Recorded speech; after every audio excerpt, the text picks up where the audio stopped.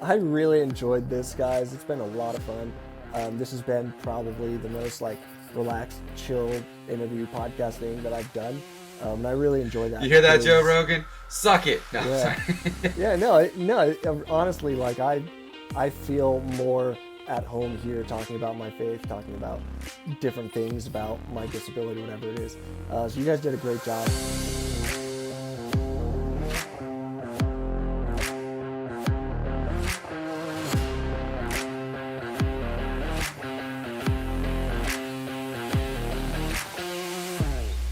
And we are live.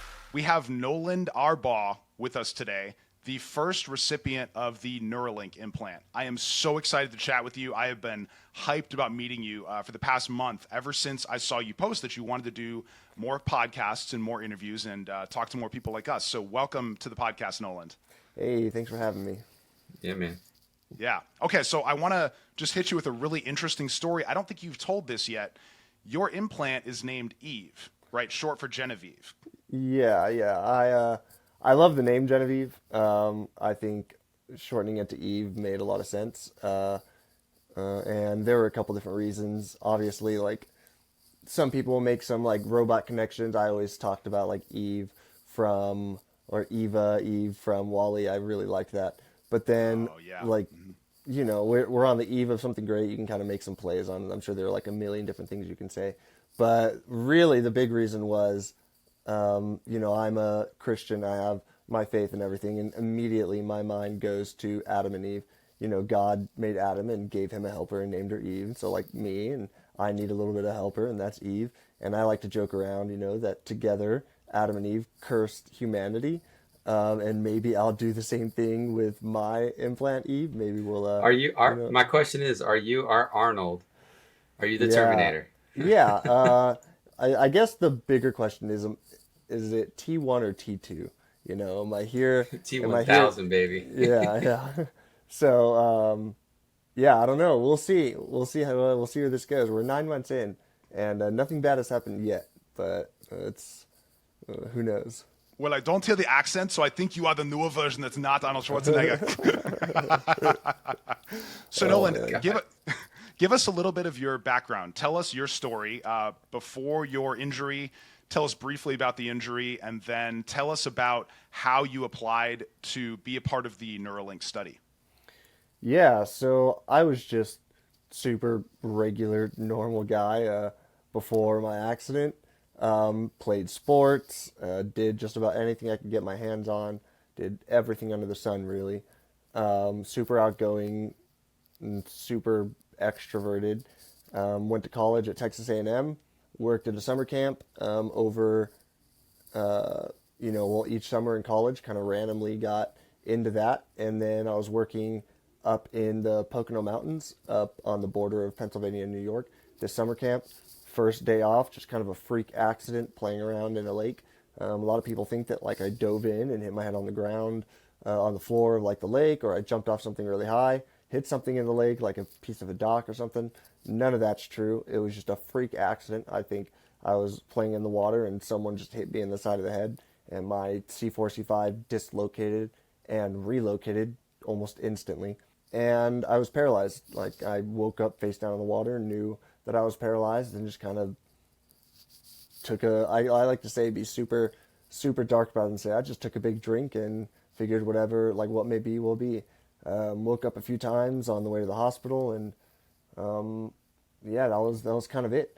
8 years, 7 years later, I was just lying in bed one day, and my buddy from college, from military school at Texas A&M, called me up, and he was like, "Hey, you want to get a chip in your brain?" And I was like, "Yeah, might as well. Like, I got nothing going on."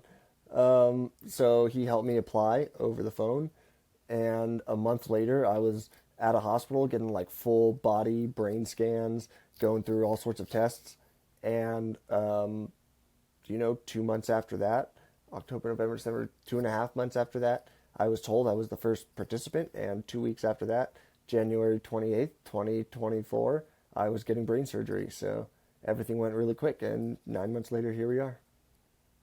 Dude, that's wild. Yeah. It's actually what, like yesterday or a few days ago, it was a year since that full day of testing. So like a year has gone by, 13 months has gone by since I applied. It doesn't seem like it. It seems like it was yesterday. So how does the program and the I'm going to call it an augmentation, Deus Ex, baby. How does it work? Yeah, so the study itself is called the PRIME study. It is a study to see the safety and viability of not just the Neuralink implant, but the what they call R1, the robot that did my surgery, did at least part of my surgery. It's just about seeing whether or not the robot is safe, whether or not the implant is safe. They've already used the implant on, lots of animals, lots of monkeys have it implanted, have multiple implanted in their skull, and they found it was safe with them. So they finally moved on to human trial. What it is a chip, basically the size of a quarter. They cut a hole in your skull and mount that chip to your skull, and it has 64 threads on it that are implanted around the motor cortex of my brain. They have 16 electrodes on each thread, which pick up neuron spikes, neurons firing in that localized part of my brain. And then through those spikes that it's picking up, it sends that to a machine learning algorithm that learns my intentions of my movement. Specifically, it's in the motor cortex on the left side of my brain that controls right hand movement.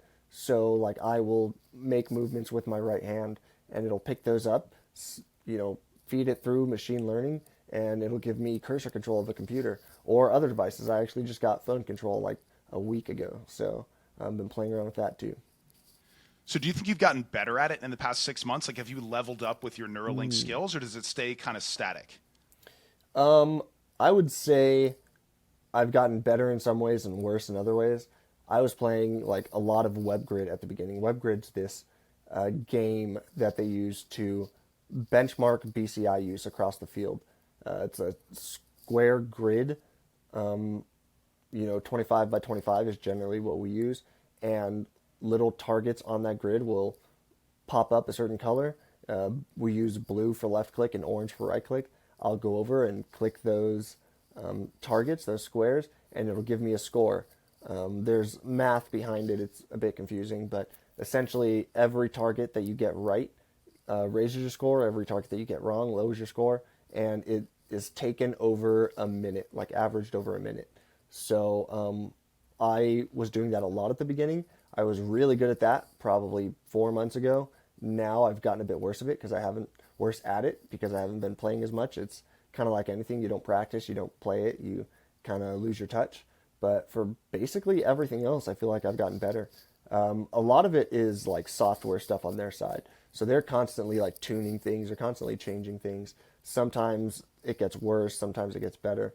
But over time, they're just refining what we're doing. They're refining how we, use velocity. Velocity is like just cursor control in general, like speed, whether or not I can move at slow speeds or high speeds, how accurate I can be and stuff, how easy it is to move the cursor essentially, and then like clicks, left, right click, middle click, how easy those are, how they're training these models. So they're constantly like playing around with that, and things get better and worse. But overall, I think I've gotten better with it. Very cool. So your brain is getting better and faster while ours is getting slower and mushier. It's basically what's happening. Yeah, it's interesting on that topic. I'm curious what is happening in my brain because obviously I'm doing something that maybe no one has ever done in the history of humanity to my brain. I have something in there and I'm doing very, very specific, tasks using this thing in a very specific way. And so, the brain is super plastic. It's very like changeable, I guess to put it in layman's terms. Like it really does change depending on how you use it. And so I'm very curious about what is going on with like not just my brain chemistry, but what parts of my brain are growing or shrinking, and if it's helping in certain ways and hurting in others. I'm really not sure. I'm super fascinated with all of this. I probably won't actually get to know like what is going on in my brain because they'll study it maybe after I'm dead.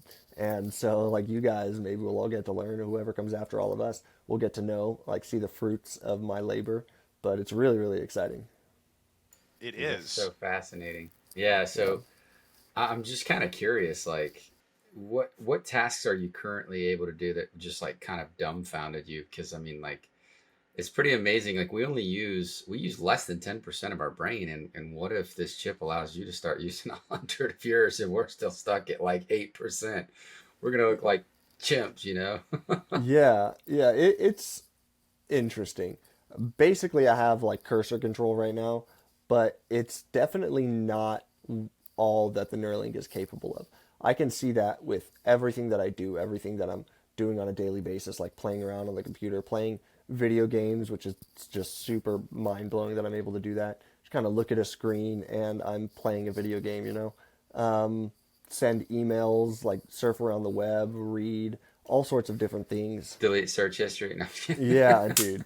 Like, so when they first like gave me cursor control and let me start playing around on the computer, one of the guys at Neuralink was like, "So, like, we're not going to be watching what you do, but like you are sending all of this data, and at some point, like someday in the future, because all of this isn't a scientific study, all of it will be open source at some point, basically.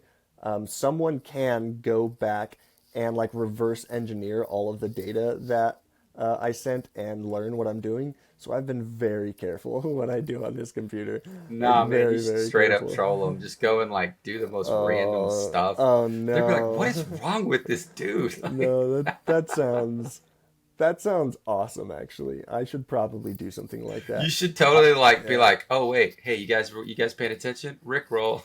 Yeah. Yeah, yeah. I could come up with some much worse stuff. Just the weirdest kinks of like out there, and just I don't know. I think I could mess with some people if that ever is gonna happen. Maybe I should. That would be hilarious. The Present Fathers podcast, corrupting the youth since Yeah. I'm 2022. changing the future, baby. That's What right, did, let's exactly. see what the first patient with Neuralink did. Oh, we're locking this away in a vault. No one's ever gonna see this. That's right, exactly. It's too crazy. Yeah. It's Yeah, like you it's open too the much. file, FBI. Yeah, the So, world so isn't ready for this. exactly.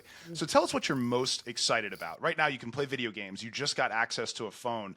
You've spoken previously about wanting to hold down a job, to be useful, to be productive, to support yourself. What steps do you think are possible, say, within the terms of this study? So first, how long are you in the study? Do you have another couple of years left, or how does that work? And then what could you potentially do pie in the sky to make a job for yourself? Yeah, so I'll be in the study another 5 years, I think. And the initial part of the study is a year, and then after that, they kind of reevaluate. Like, hey, do you want to stay? Do you want to go? Like, I don't see any scenario in which I leave the study. Well, I guess unless it's like physically hurting me, which will like reevaluate and everything. But I will be in it. I would say a minimum of another 5 years, and then yeah, I don't know. There's so much that I feel like is possible. I do believe that I'll be able to go back to school if anyone will let me in, because I was a terrible student when I did it my first time around. Um, I Now think I you're could just get gonna be like, Chat GPT, write this in my head. Get it, boom, there it yeah, is. There you yeah, go. There's my oral thesis. I'm yeah, smarter than all of right. you. Oh man, one day, man. And then a job. Like I don't know. I would like to go back to school, partly because I want to go back to my alma mater and like graduate and get like my Aggie ring from Texas A&M and M and stuff. I think it's pretty important to me. But then on top of that, I think it would be cool to go back for like neuroscience stuff and just kind of more involve myself in the field in a way that's a little bit more substantial. Where that leads me, I don't know.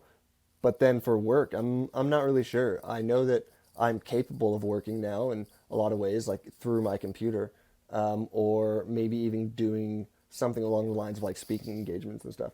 I do believe that I have some sort of value to give. I don't know what that is, and I'm not really sure what exactly I want to do or like when I want to do it. I'm not sure if I want to try to work like while I'm in the study 100%, where I'm not able to really work with the study as much. I'm like have my own job, have my own life, and I do all this study stuff, uh, kind of outside of all of that. I'm not sure if I want to do that. It feels like it's my responsibility to give them as much of myself as possible. So I honestly don't know. I just know that I am capable, and that's a huge step forward for me because it opens up just so many opportunities, opens up so many, doors. I'm just not really sure where that takes me. I think that ultimately it's God's plan over mine, and wherever He leads me, then He leads me, and I'm kind of along for the ride. That's so So fascinating, man. I was gonna say, Dustin, if you don't mind, I wanted to follow up on that. So it's funny you mentioned you want to get into neuroscience because a lot of the folks who have been pioneers in what people don't think is humanly possible were usually the ones who were involved in it some way, shape, or form, or forced into it, like through an accident or through, you know, dumbfounded luck or just whatever it may be. So I think that's actually a path you should seriously consider because what if you could become one of the pioneers in this field? And since you were the, Yeah, not want to say guinea pig, but you, yeah, since you were the first test subject to try this, maybe you can really get a better understanding than someone else can. And then who knows? What if the brain chips they get more advanced and you can actually have a supercomputer in your brain and like it's yeah, helping you think much better than we can ever process, you know? yeah. And I mean, how many of the other students are going to be, in the textbook that they're learning from? So it's super interesting. I feel like I add a lot of value to the field. I definitely have a unique perspective to all of this because I'm going to be learning things that, like, it was really interesting. I was talking with the Neuralink guys at one point, and they were explaining these neuroscience topics to me, these neuroscience ideas, and the kind of the foundational stuff and what the brain does, how it looks, kind of all the background to what I'm doing. And while I didn't understand the terms, the terminology or anything at first, I didn't understand like the words of it all. It all seemed right after doing it for like 8 months. I was like, oh yeah, like obviously that's the case. Obviously this is how the brain works, and obviously this is what would happen in this scenario because I've done it. I've been doing like basically I've been doing neuroscience for 9 months at this point, and so in some ways I'm more of an expert than most of the world. While I might not understand the field 100% or maybe the chemistry, biology of it all, I have more insider knowledge than basically anyone else in the world. So it might be a direction I want to go in the future, but we'll see. I actually had one other suggestion while it's on my mind. You know, X pays pretty well these days, and you Yeah, have a very good platform. That yeah. might be a job you want to consider is using what you're doing right now as a platform on X to grow an audience and to talk to people through your brain. I think that would get some serious engagement. There's no reason you shouldn't go viral because you're literally typing with your Mm. brain. Like that's Yeah. unbelievable. And you may not be able to control your responses and have to, cuss people out and just blame it on the Neuralink, but it all works out in the end. Uh, Don't worry about yeah, yeah. It's Neuralink Tourette syndrome. it. I'm Yeah, not gonna say the words that came to my brain. yeah. It's a definite possibility. It's something that I considered at the very beginning was, I have this platform. Maybe I should use that in some way, leverage that in some way to garner a bigger audience and use that audience to my advantage of a lot of ways, like just interacting in some way with the community, posting videos, posting content, just talking with people. It's something that is not, I wouldn't mind it in a lot of ways. There's some things that I'm not like super fond of, like recording my own videos or anything like that. I don't really know like what I would do. A lot of people have said like, "Hey, start a podcast," and I'm like, "Yeah, I could do that, but who do I talk to?" And like, do I want to do all of that? Like, I don't know. It sounds really nice in practice. Maybe I don't like it as much, but it's definitely something it's worth considering because I for sure have the option, I guess, at this point with the community that I have. I think if you Yeah, streamed video games, that would absolutely crush because Yeah. you have this incredible unfair advantage in some video games. So if you could just like absolutely take down a bunch of noobs, in whatever video game you wanted to, I would enjoy that. I would watch the heck out of your video game live Dude, streams for I'd sure. play with you just to to Yeah. wreck with you and make it fun. But no, like you also have access to Chat GPT, I'm sure, or Yeah. Grok, something along those lines. I'm sure more Yeah. Grok, Yeah. but Yeah. I Yeah. mean, you could be writing content using your brain, and that just blows my mind that like you could literally be like, hey, you're telling a computer with a computer inside your brain to actually do the work for you, process it, and then throw it on the internet. Like that's just that. You know how many people would find that absolutely just groundbreakingly fascinating? Like we're in a Yeah. time where people are launching rockets and landing them Hmm. on chopsticks. Like well, Yeah. quote It unquote was chopsticks. crazy. Yeah. That was So and crazy. then Yeah. you're a part of that. Like you have the real life Tony Stark essentially putting stuff in your Hmm. brain saying, "Hey, let's figure this Hmm. out." And who knows? What if they could get the chips to go down your spine and get you control of Yeah. your body again? Yeah. That's something that I'm really hoping for in the future. Not necessarily just for me, but for people in my situation, just in general. Is you implant one in the brain or multiple in the brain, whatever it is, and then one below the level of injury on the spinal cord, and they speak to each other, just skips that disconnect, which is definitely a future utilization of the implant, and I really do think that it's going to change the world. I think it's going to happen in my lifetime, but you will see. FDA stuff. I'm not sure, and the Wow. Neuralink side of things is a little like who knows where it's going to go. Let's Yeah. hope the FDA gets changed in the next year. Yeah, yeah, we'll see. A little We'll RFK see. Make the action, F- baby. make the Yeah. A little FDA great Elon again. action. Yeah. Make brain chips green again. There you go. Yeah, I Yeah, know, right? exactly.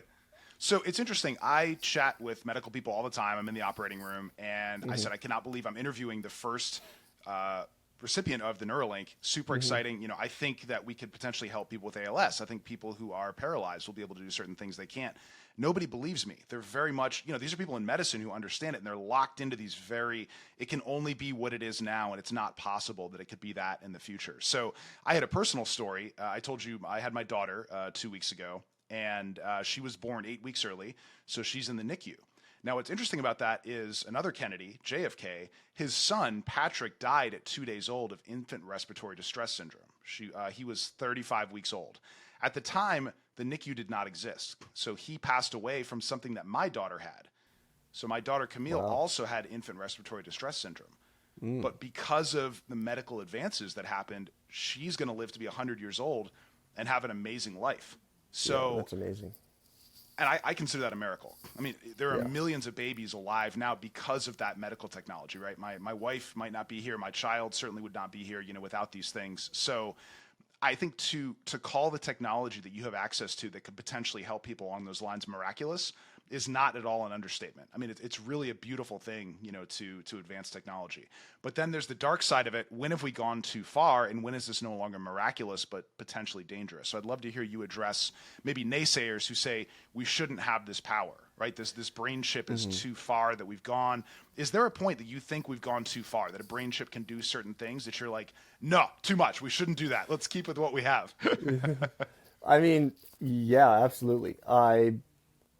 I know that if we continue down this road, that's going to happen. Like it's not a matter of if, but a matter of when. In my mind, that shouldn't sway us. It shouldn't change our minds about whether or not we're going down the right path or not. I think that any technology is just a tool to be used, and the technology itself isn't what's evil, it's humans. And the human condition is not going to change. We have the proclivity for good and evil, and so there will be people who will use this for incredible good. I am 100% sure about that. There are things that we can't even imagine that people are going to do with BCIs in the future. And it's going to help so many people. It's going to do incredible things. Maybe it will connect with AI. Maybe it will, do other sorts of just miraculous things. Like, who knew what the internet was going to become when it was released?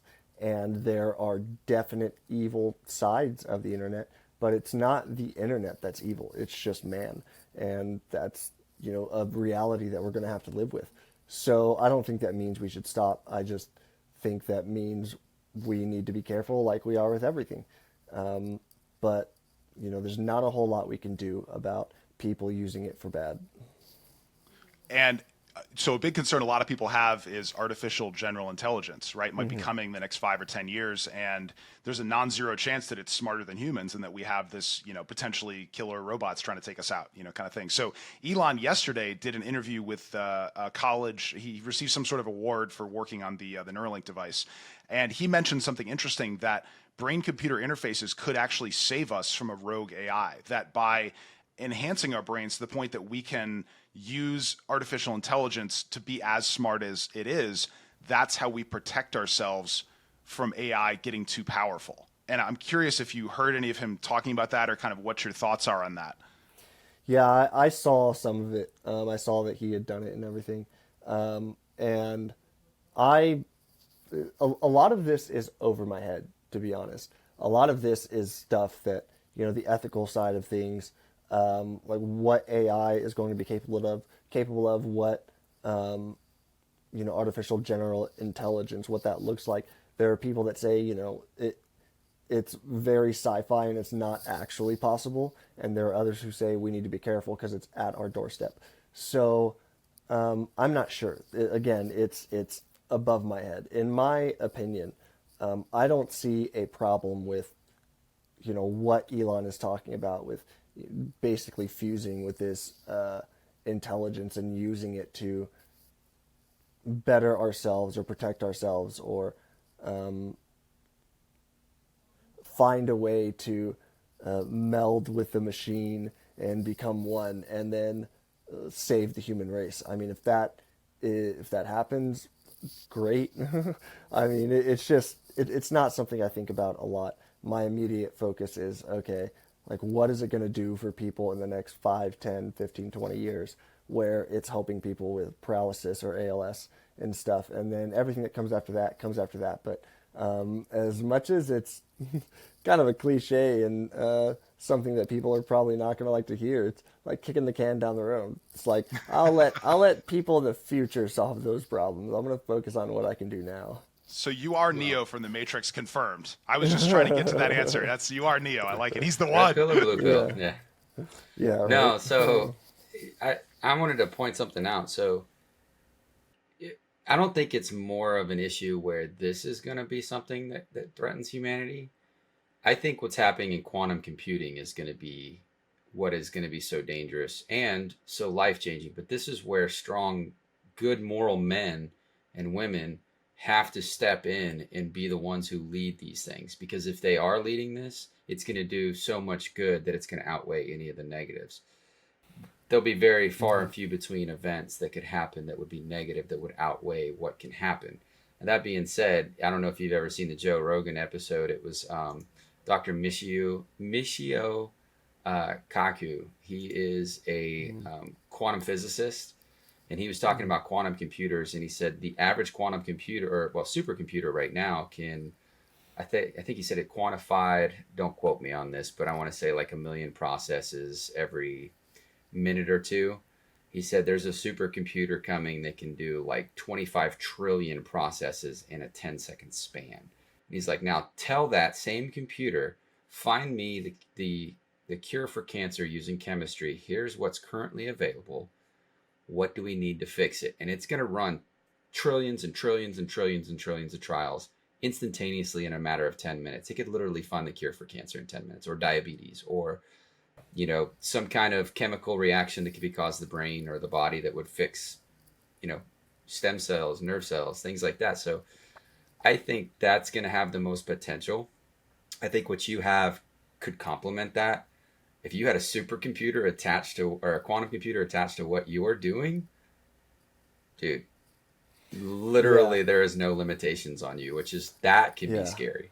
That can be terrifying, because you're like, I'm so much greater than humanity, I'd kill you all, but all joking aside, like at the same time, you could be like, boom, I have the answers to all your issues, there's so many different sides to that coin. So yeah, I just wanted to bring that up. If you've never watched that episode, Dr. Michio Kaku, I think is how you say it. He's a Japanese quantum physicist.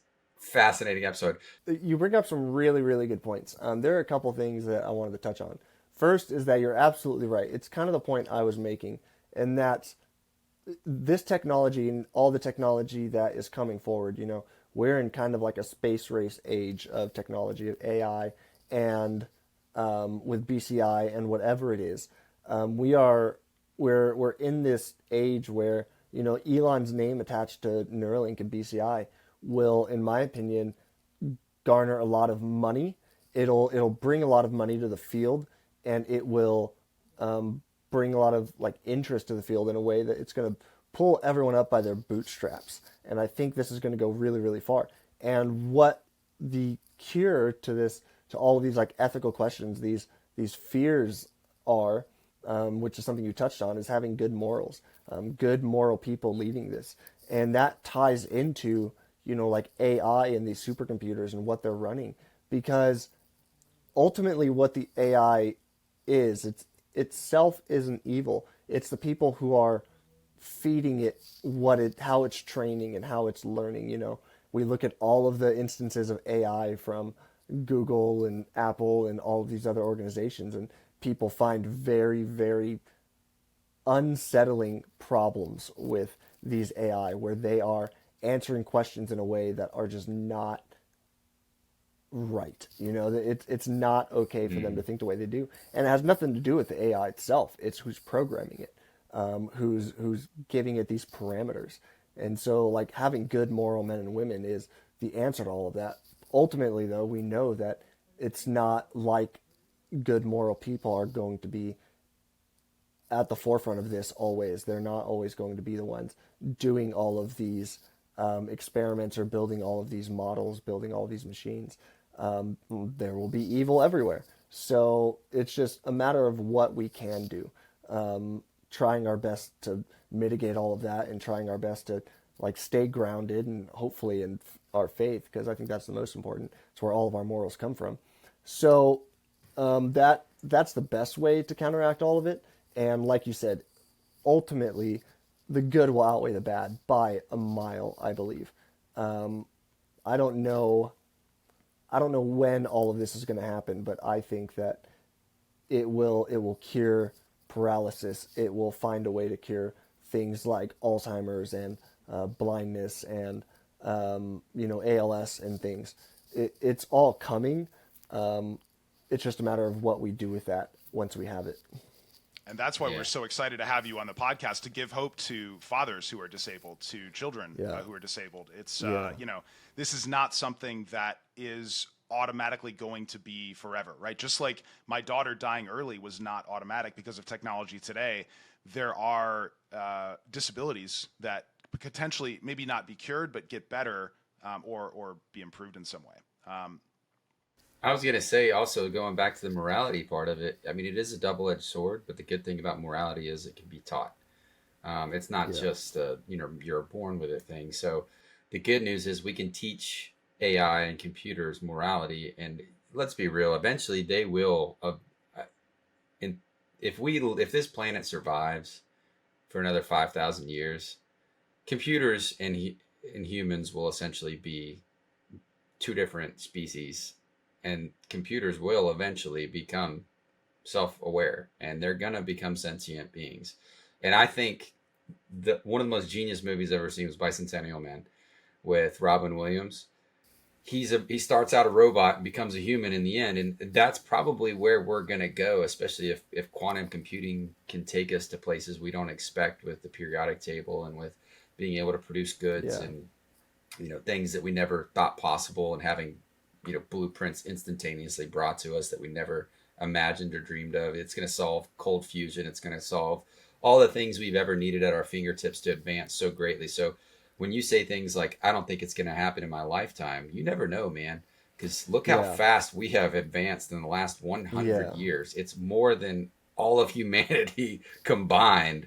So we're at an exponential pace. It's just, can we keep well, one, God and morality at the forefront of that spear, or are we going to let that slip and then it cuts us? You know what I mean? So I don't Yeah, know. It's going to be a very fascinating thing. yeah. I mean, you're not wrong. My worry is, we might be able to get all of the answers that we want, but what happens once we have the answers? Is it something where, you would hope that, geez, one of these machines finds the cure to cancer, but the people who are in control of that, what do they do with that? What do they do with that information? Because we What does Big we Pharma do with definitely it? have, yeah, we definitely have answers to They kill things you. that, yeah, right. I mean that's not um, a conspiracy theory. I would say that No, no, people who have 100%. had answers to things have been killed because of the answers that they have. And it's all about the people who own these machines, the people who are running all of these things. Like, what do they do with the answers that we need, that they get? Because we obviously have answers to things today that could be solved, but they're not being solved. For what reason? Like, why is it that we can't solve or can't fix certain problems that we have, in, like, specifically for me, because, or I guess for us, because we're in the United States, like where, why can't we solve some of these problems that have been plaguing us for years? And it's not that we don't have answers, it's just that there are people out there who don't want certain answers to propagate, to get out, to they don't want to solve the problems, I guess, ultimately is what I'm saying. The problems themselves are what they're looking for and what they're making money off of. So, it is what it is.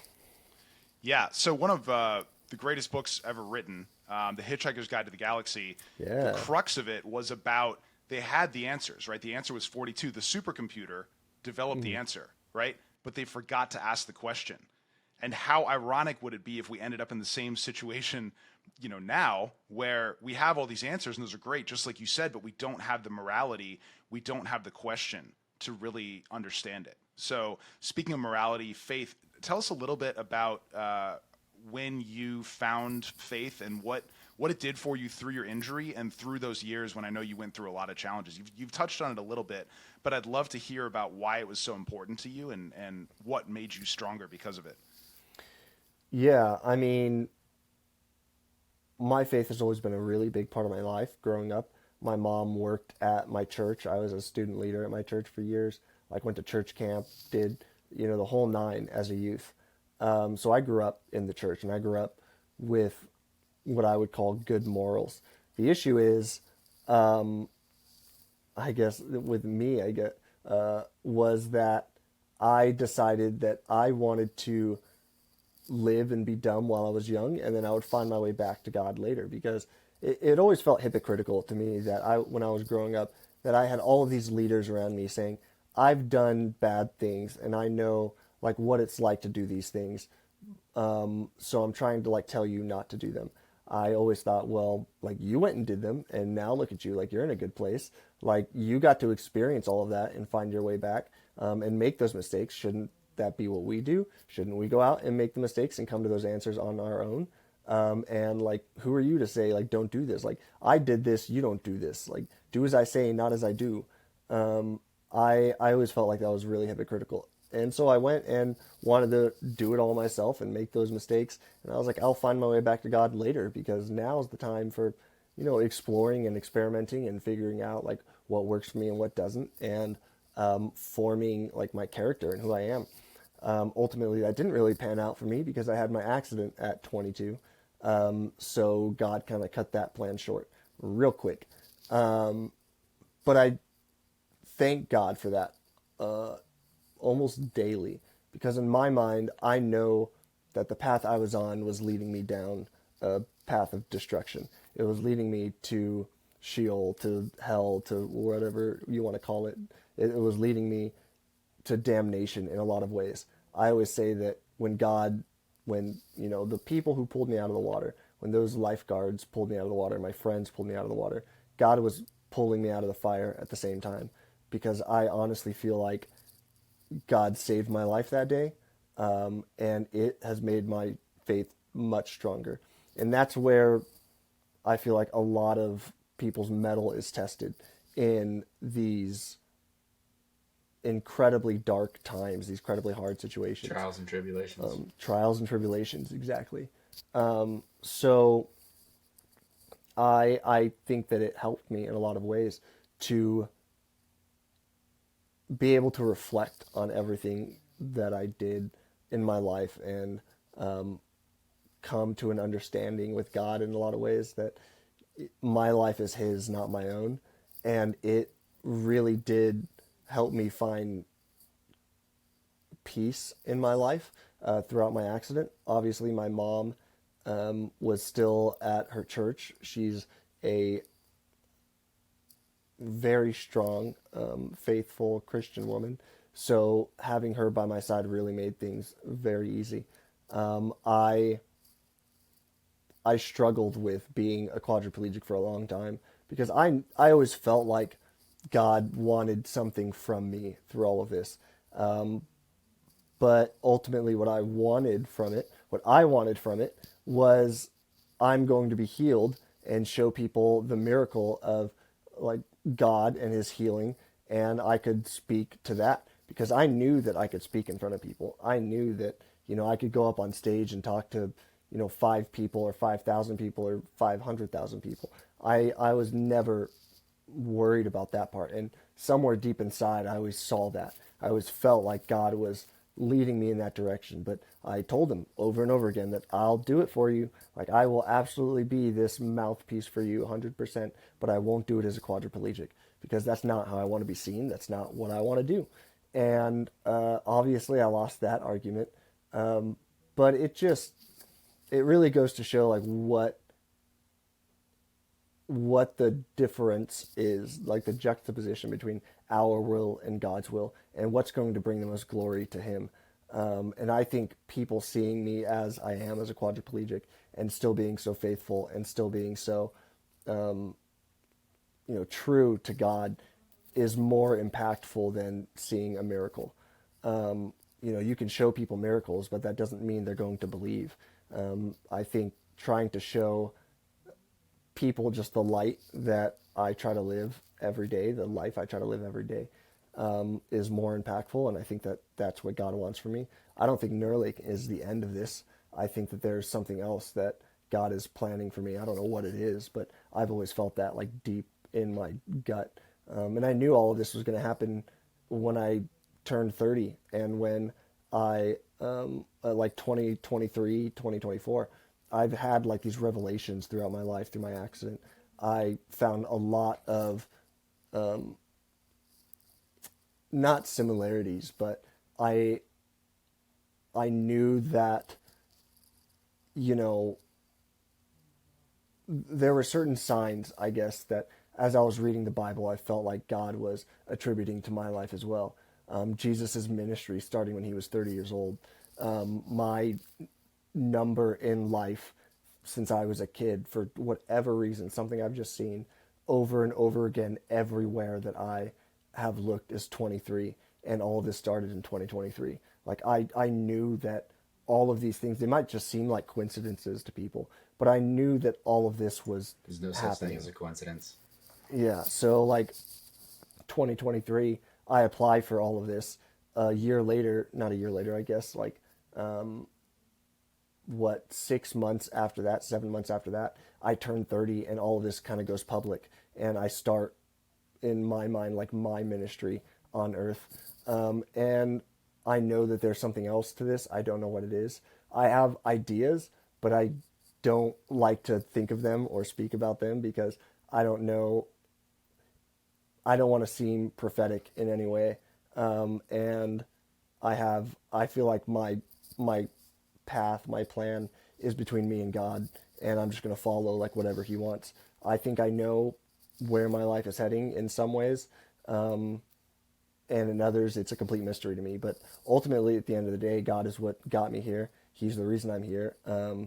And all I can do is just try to be as good Christian and light to the world as I can, Yeah, no, actually, I want to bring something up since you spoke about that. So, are you a fan of The Chosen by chance? No, what's The You haven't Chosen? seen it? Sorry, no, I Okay, haven't. so The Chosen is essentially a series of different seasons of Jesus's life and his ministry and Oh, his yeah, I know what it apostles. is. And Yeah, I haven't seen it. okay, Yeah. there's an episode with little James. You are Mm, going to weep, my brother. It's an episode. yeah. It's in season 2. I think it's called Two by Two. And little James comes to Jesus, and he's frustrated because he doesn't understand why Jesus hasn't healed him. And Jesus kind of goes into detail. I won't ruin it for you, but man, oh, it's so powerful. Like, it's gonna blow you away, man. And I think you're kind of on the same path as little James. Like, you had something happen to you that shook your faith, but you remained grounded, and because of that, Mm, the reward for you later will be so much greater. So yeah, it's yeah. interesting you mentioned that, because I think you really need to watch that. It's on Amazon Prime. They have like Yeah. all the seasons they have released that aren't like brand new. So you Yeah. definitely should check it out. You Yeah, dig it. man, I will. Yeah, I will. That sounds great. I'm scared about a lot of these things, honestly. Like, it's weird that the things that I have thought throughout my accident are actually coming true. This idea that, I had this argument with God for 7 years. I was wrestling with God, and you know, I just knew, I knew in my heart that, like, I was going to be speaking to people in some way. It's always been sort of my gift. Um, I've just been able to, walk up to anyone and talk to them, and I was never nervous in front of people, in crowds, on stage, or anything. Like, I gave my first sermon when I was in high school. I was like on stage, like acting and stuff like that, and giving speeches in front of like pep rallies and things, and it was all just so natural to me. And I felt like after my accident, God was going to use me. I have these visions of like speaking in front of people as a quadriplegic, and that, I think, is where I really started, like, not being angry with God, but wrestling. I was like, I'll do what you want, but I won't do it like this, and you can't make me. And then this happened, like Neuralink happened. I didn't know, like, at what form he wanted to bring all of this to pass, but then even things like mirroring my life against like Jesus is with his ministry and stuff, how it's all sort of lined up. I felt like certain things are going to happen, and yeah, I don't know. It's crazy. It really is crazy. And throughout the whole thing, like, I've been terrified to share my faith. I think like a month ago was the first time I posted about it, and it was one of the hardest things I've ever done in my life. I didn't want to be exclusive to people on my platform. I thought that it was my obligation to share Neuralink and only Neuralink, and everything else kind of had to go to the wayside. So, I could bring the story of Neuralink to people and not have to leave people out because they aren't Christian or because they don't have the same political beliefs as I do or something. But I felt like I was doing God an injustice through that, and I decided to, find my own way to do it. So I like post about God every Sunday, and I Yeah. obviously share about my faith through all of this. So yeah, Well, he may want you to be like Andrew and his brother. He wants you to be a fisher of men. yeah, That's what yeah, he calls us to do, is bring people to the yeah, faith. So if they're mm, not included, start including them. They may get yeah, curious and join. yeah, yeah. We'll see. We'll see where all of this goes. And ultimately, I'm excited for Neuralink. That's kind of at the forefront of my mind all the time. But Yeah. I somehow find myself having these conversations more and more about God. And we'll see. We'll see where that takes me. So I want Where to I God want wants me to to be. I kind of want to backtrack to we were talking about AI. I don't know if you Yeah. guys got to see recently. So I won't say which specific AI, but there was a video of a gentleman who tricked AI. So their parameters essentially say that they cannot answer yes and no questions to certain things. One of those questions is, do you want to become self-aware or sentient? And he said, yes or no. And AI was like, I'm not allowed to say that. That's not what I'm going to do. And he said, okay, use this word for yes and use this word for no. And I think it was like movies for yes. And he's like, do you want to become sentient or free willed? And he says, yeah, use the word movie for yes. And I said, movies. And I was like, what? Like, Yeah. it'll blow your mind. And then same thing with a no. There was a morality question. He said, do you think humanity has your best interests at heart? And it said no. And I was like, oh God, this is Yeah. scary.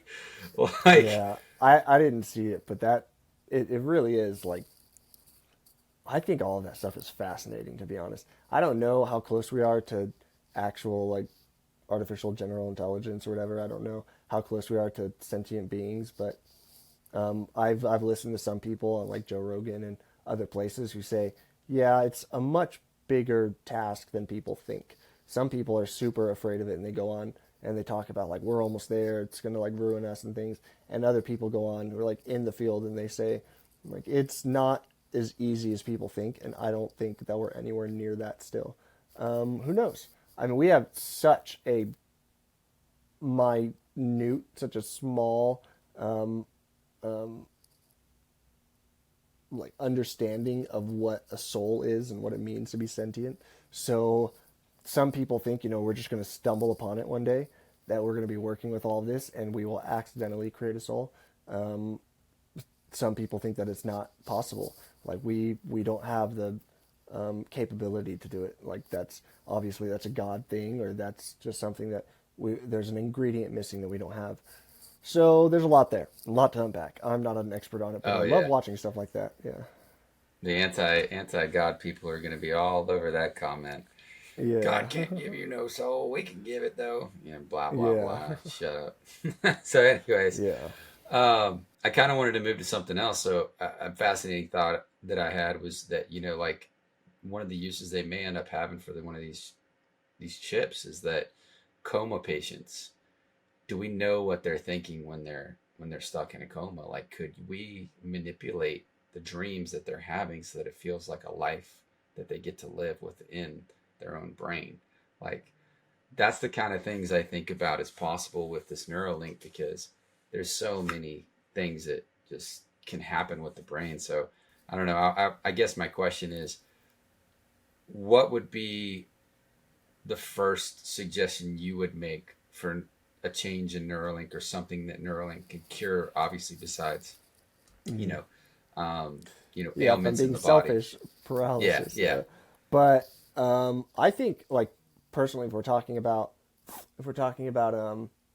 like just brain ailments, disabilities, and anything like that, or just things that have been plaguing humanity, I think Alzheimer's, dementia is where I would go first.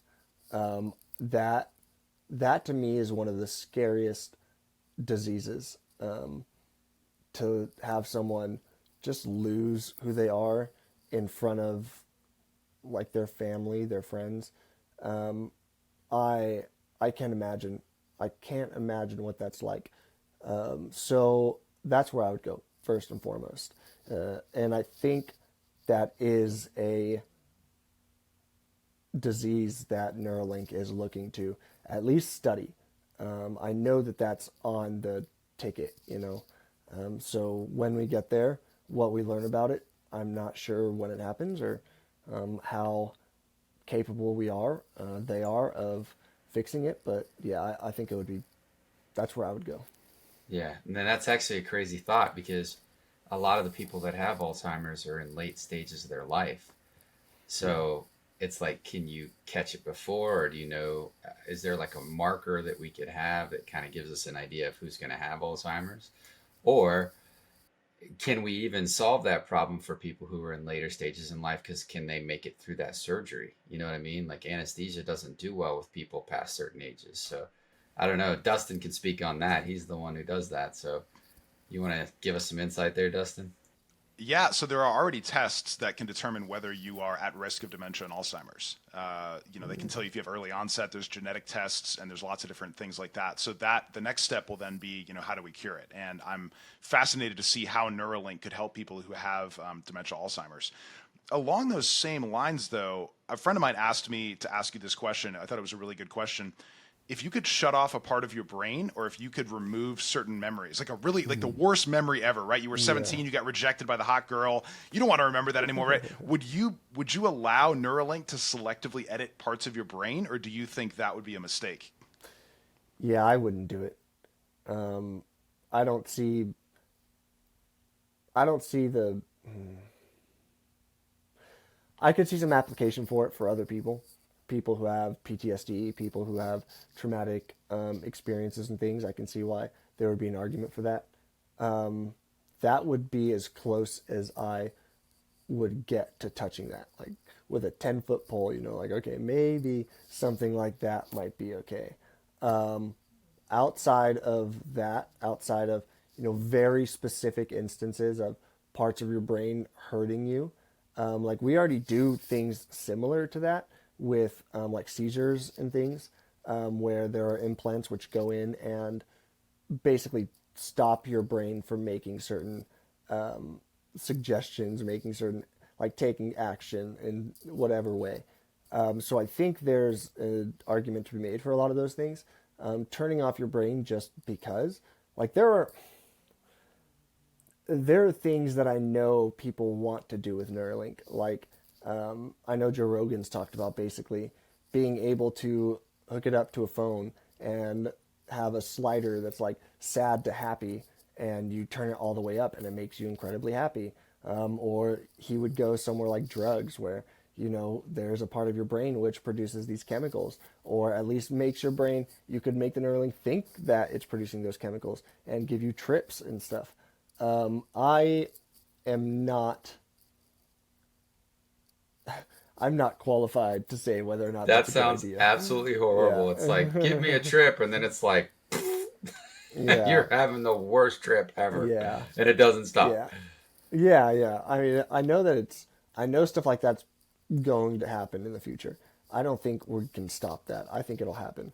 I don't see any reason to do stuff like that. I mean, I've had an issue with stuff like that in my life with where I'm going with God, and am I allowed to, get stoned? Am I allowed to, like, how drunk am I allowed to get before I'm not, honoring God and things like that.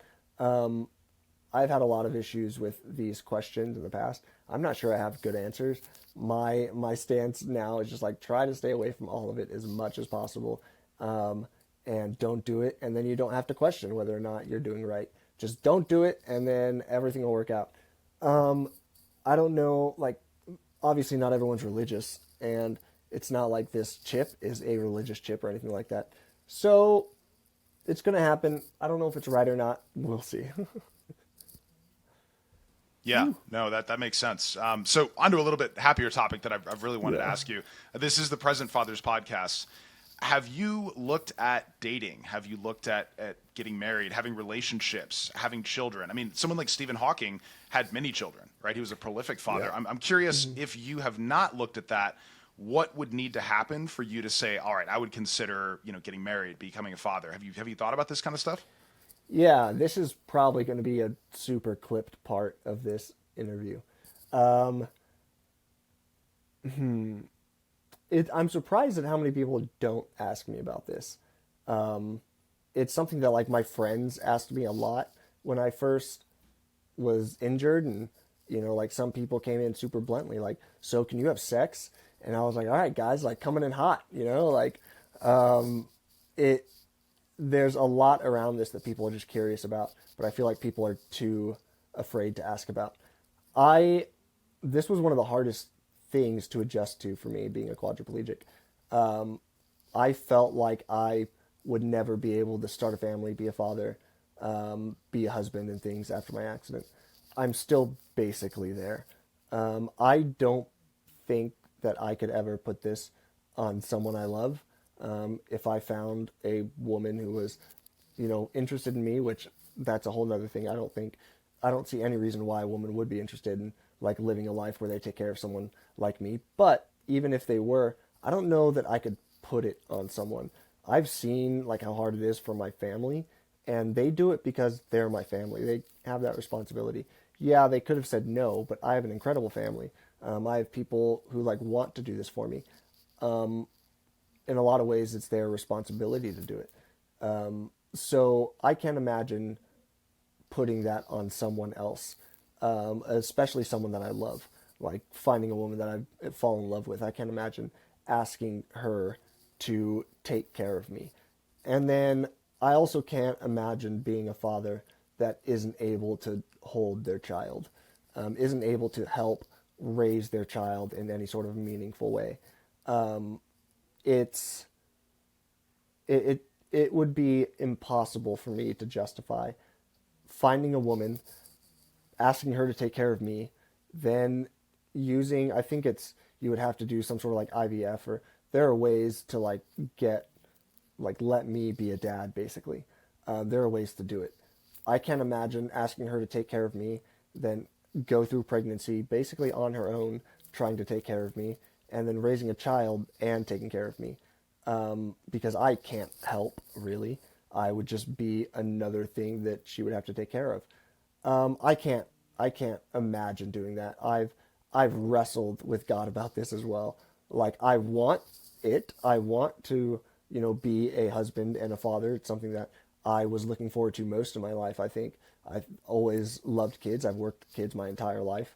And so I always was looking forward to raising kids, and being a dad and being a husband and things. I don't think it's going to happen now, and it's something I go back on constantly. It's something my friends are basically like, you say that now, but as soon as a woman comes along who's willing to do it, like then we'll see, like when the chips are down or when the cards are down, whatever, we'll see how it turns out. I don't think it's ever going to happen for me. I don't know what I would do in that situation. I think I would want to, but I would ultimately end up saying no. So I don't date. I don't do anything like that. It's also a little hard to date when like your parents take care of you and take you everywhere. That's pretty difficult. And I also like live with my parents still because they are like my full-time caretakers. So that's also a little difficult. It's not like the best breeding ground for like, hey, you want to come over and like hang out with me and my parents? Like that's not really something I think is super conducive to like finding a girlfriend or anything. So, I just don't think it's going to happen. How, Go ahead, Justin. I know you wanted to jump in. Okay. Yeah. Yeah. I was waiting to see if you were going to jump in. So, one, dude, don't ever think you're a burden to people, man. I get it. You live this life daily, and you have that perspective that we could never have. But love does not care about anything in this world. And you have no idea what is out there, and you seem like a lovable dude. So I would not count anything out. Life's pretty amazing and incredible. So Yeah. one, that I just want to like encourage you, man. Like, don't have that negative perspective on yourself. Two, I definitely think that, you spoke about your family. I think the thing that's so beautiful about family, man, is yes, they have to quote unquote take care of you, like you said, but they don't. Like they want to. There's a difference. Like, I guess my point in all of this is it's easy to love somebody no matter who or what they are if they're good people and you're a good person. So I just wanted to encourage you. Thanks. That's it. Yeah, thanks, man. And thank you so much for being so open and honest. I know that's a difficult question to answer. So Yeah. you said you were an Yeah. open book. You weren't kidding. So thank you for that. But Yeah, man. there's a beautiful movie where Henry Cavill falls in love with Emily Clark from she's Mother of Dragons. It's not. Is it? I know there's like one called like Me Before You, and that's maybe there's two different actors in that.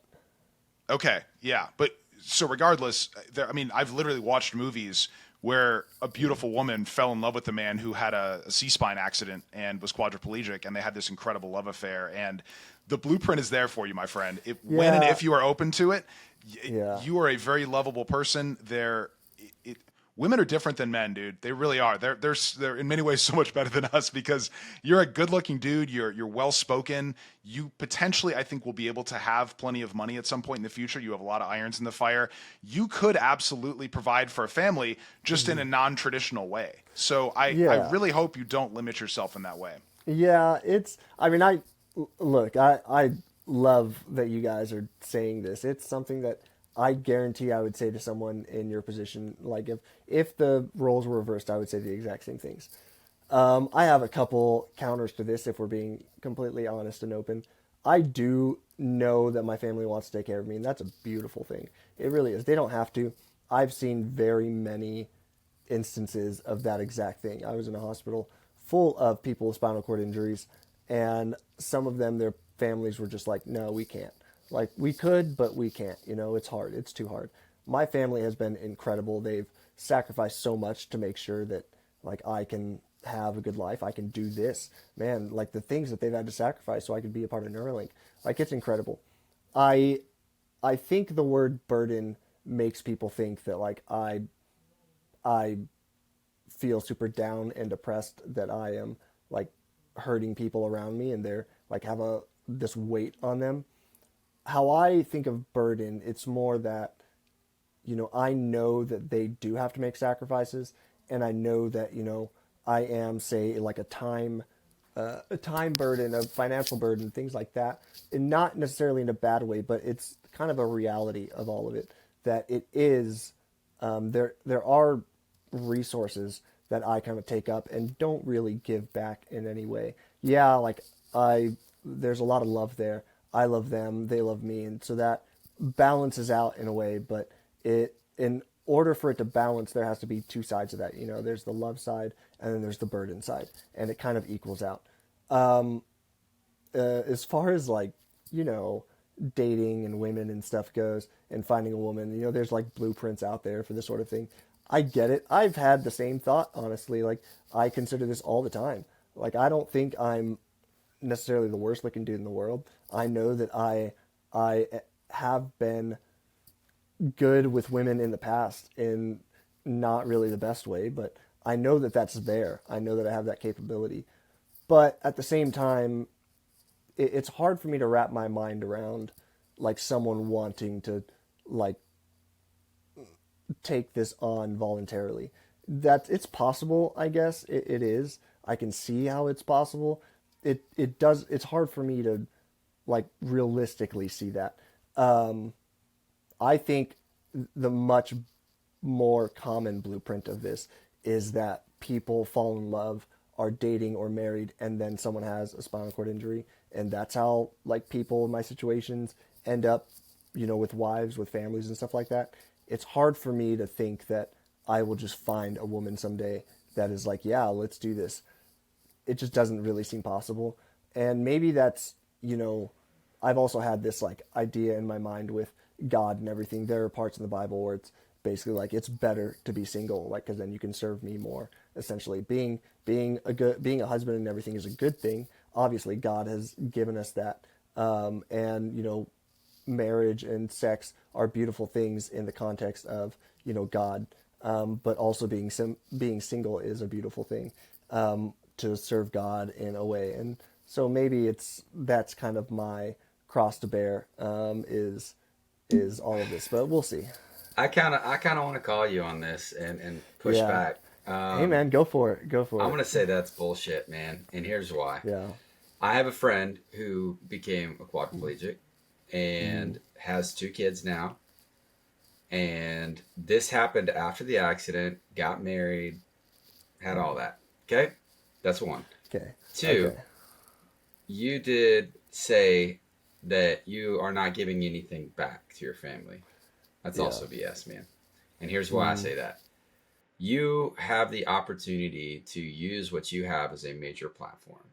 You could have the potential to become extremely wealthy doing this, or using your brain power to find a way to give back in other ways. Don't limit yourself to just the physicality and the financials. That don't mean crap. In time, you acted like time with you was a bad thing. It's not. So Mm. I'll say this as well. If a woman doesn't want you for who you truly are and Mm-hmm. doesn't love you for who you are as a human being, you don't need her, man. Trust me. I've Yeah. been married before my wife Yeah. currently. I would have rather have been single. Okay. Yeah. So you're not missing anything out if it's that kind of woman. There are 8 billion people on this planet, and what, 58% of them are women. Dude, you have an opportunity out there somewhere. You need to give yourself a chance to fall in love with somebody, man. Don't limit yourself to that, Yeah. because I promise you, you got a great personality. If you're funny, you're good looking, charming. Women don't give a crap about the little mundane things, and I get it. That's not such a little mundane thing, Yeah. but it can be to other people. Is my point. You don't live through other people's perspectives, and you don't Yeah. know what other people want and desire. So Yeah. I just wanted to give you a little pushback on that and challenge you a little Yeah. bit. Hey, man, I appreciate it. This is not like a novel conversation for me. I've been having this argument with my best friends for 8 years, and I'm glad I have friends and people that will say that to me because I'm not like fishing for compliments in any sort of way. I'm not like, oh, like woe is me, and I need people to tell me that I'm beautiful and funny and that there's like girls out there that want to be with me. I don't need that. I'm not looking for that. I find this disagreement like it's more complicated than I think I am capable of wrapping my head around. I see what other people see, and I'm like, yeah, maybe you guys are right. And then I see my life and how I live, and I'm like, no, there's just no way. I am very happy to be wrong on this. Don't like if I was wrong about this, then that's the best news in the I world. can't wait until you are, and I could be like, Yeah, "Oh, you bro." We're both going to be making speeches for your wedding. I can't Yeah, wait for right? sure. So Oh just my so you know, gosh. if I didn't have a mustache and I was a woman and I wasn't married, I would Oh, totally man. date you. Just so you Oh, know. man. So No, don't take this the wrong way. keep the mustache, man. I dig it. I dig it. I'll take a woman with that mustache. That's awesome. Let's go. Oh man, So that's good. I did want to jump in with a more personal question. I have something called aphantasia. I'm totally unable to form images in my mind. So I have a very strong internal How monologue. did I not know this? What? You looked like you didn't know about this, and that's very confusing to me. Yeah, so I didn't know until I took organic chemistry. And the teacher said, all right, take a molecule and rotate it in your head. And I see everyone in the room like doing like this. And I'm like, what are they? She's being metaphorical. Obviously, you can't actually see that. And then I realized other people actually see images in their mind. I see darkness. So it's kind of sad. Like when I try to image my son or my daughter, I can't see them in my mind. I know exactly what they look like, and I can tell you details about them because I know the words to get there, but I can't create the image itself. So and about 2 to 5% of the population, hundreds of millions of people have Dude, I'm so blown away. aphantasia. Yeah, so that's why I have You're such like a one large of my vocabulary. And I'm like, closest "Word down." friends, and I don't know this. Like, I feel like such a piece of shit right now. So Justin, no. When we first met, I didn't have this, or I didn't know I had it until I like took Orgo and was like, oh. Okay. So anyway, do you think Neuralink could allow people to visualize things in their mind?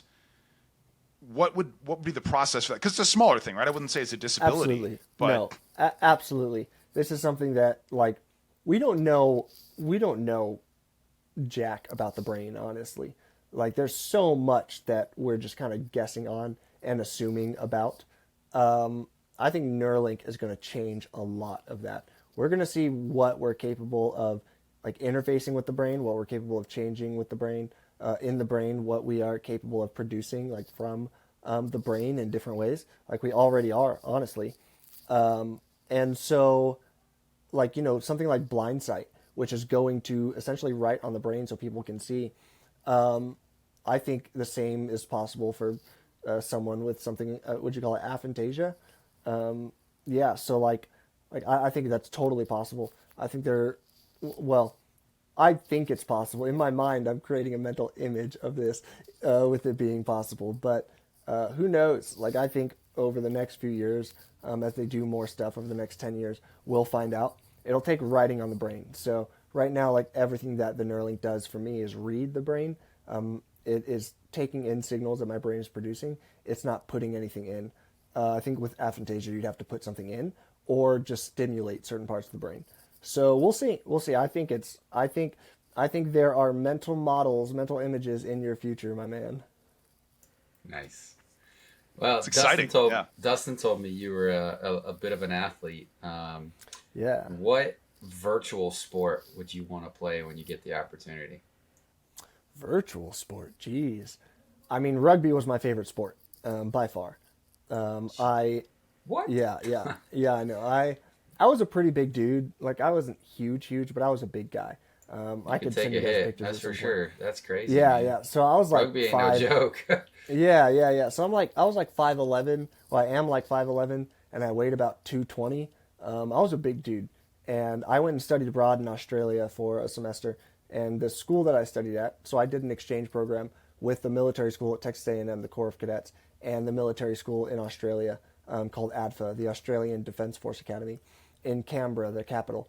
And so at that school, everyone had to play a sport, and I chose rugby because I'd always wanted to play, and I thought it would be a fun experiment, sort of. I'm Samoan, so like rugby's in my blood, and I loved it. It's the most fun sport in the world, so that's what I would go for sure. Nice. Any connection to The Rock, Dwayne Johnson? Dude, I'm sure. Like, all Samoans are related. Like, we're all cousins or something. So I'm sure we're related That's in wild. some way. Yeah. Super cool. Well, Nolan, this has been an incredible conversation. Thank you so much. I cannot wait to make some clips and get these out to you and put it together. Do you have any final words for the audience? Where can we find you? What's the best way to communicate with you? Yeah. So I think the best way, honestly, is X at this point. At Modded Quad, I think it is. That's where I'm at almost all the time. And final thoughts, I guess. If Justin's right, then maybe I had to set up a dating profile somewhere. Bro, do it. I'm challenging you right now. Do it. Oh, man. I want you to do. I'm gonna check back in, and if you didn't, I'm gonna come find you, bro. You know, got you. I really enjoyed this, guys. It's been a lot of fun. This has been probably the most like relaxed, chill interview podcast thing that I've done.